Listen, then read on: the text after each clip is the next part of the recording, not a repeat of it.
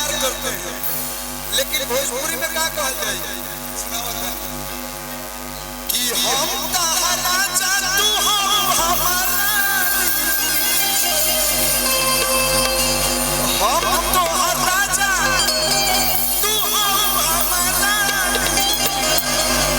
कान खोले सुना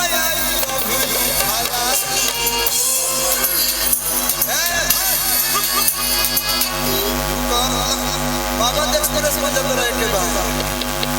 ये जब प्रपोज चला जाए ने डिस्टर्ब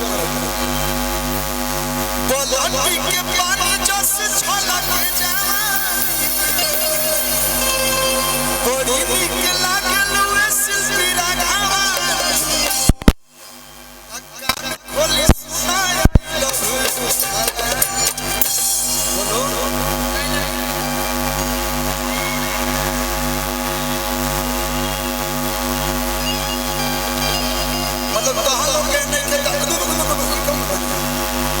उदास ना हो यारो, किस्मत को जानी मारो,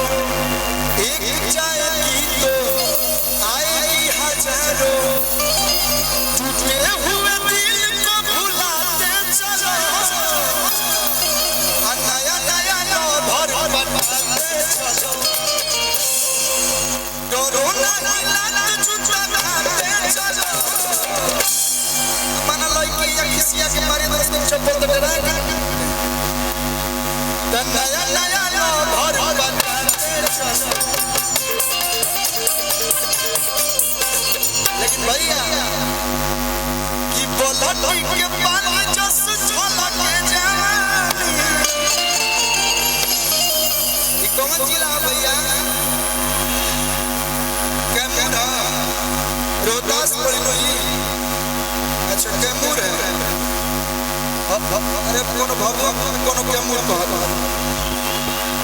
एक ही कहत न